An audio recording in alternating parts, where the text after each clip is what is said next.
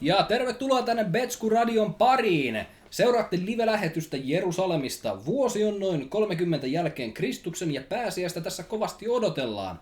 Seurassanne Betsku-radion juontaja paikan päältä Anselmus Remus.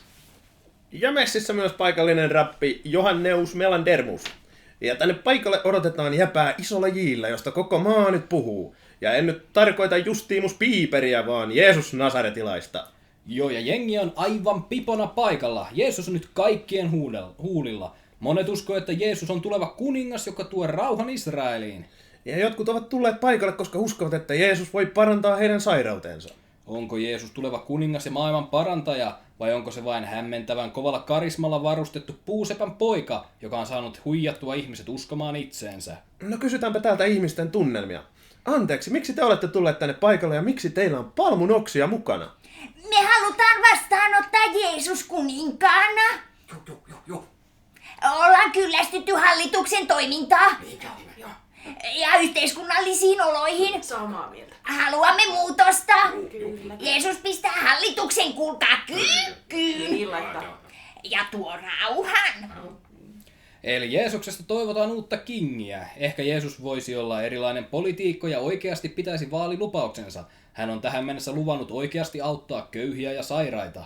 No mutta nyt ihmiset alkavat jo villiintyä. Ilmeisesti Jeesus jo lähestyy. Ja tuolta hän tuleekin. Mutta hän ratsastaa aasilla. Mitä ihmettä? Mies, josta odotetaan suurta kuningasta, käyttää uljaana ratsunaan mitätöntä aasia. Kieltämättä aika yllättävä ratkaisu, mutta ihmiset ovat aivan fiilareissa. Jengi levittelee punaista mattoa Jeesuksen eteen ja heittelee palmunoksia ja laulaa hoosiannaa. Meno ja meininki ovat aivan katossa täällä Jerusalemissa tänä pääsiäisenä. Nähtäväksi jää, onko Jeesus vain hetken huumaa vai mitä tulevaisuus tuo tullessaan. Tuleeko hän tekemään muutoksen yhteiskunnallisiin oloihin? Tuleeko hänestä kuningas? Vai mikä on hänen merkityksensä? Jotkut jopa puhuvat, että Jeesus olisi Jumala.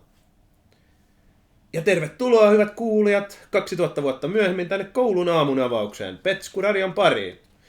2000 vuodessa Jeesus ei ole vieläkään kadonnut historian tuuliin. Edelleen monet ihmiset ajattelevat, että Jeesuksella on todella suuri merkitys heidän elämässään. Maailma on täynnä kristittyjä ja kristinusko on tänä päivänä maailman suurin uskonto. Mutta mikä on Jeesuksen merkitys tänä päivänä ja tässä meidän yhteiskunnassa?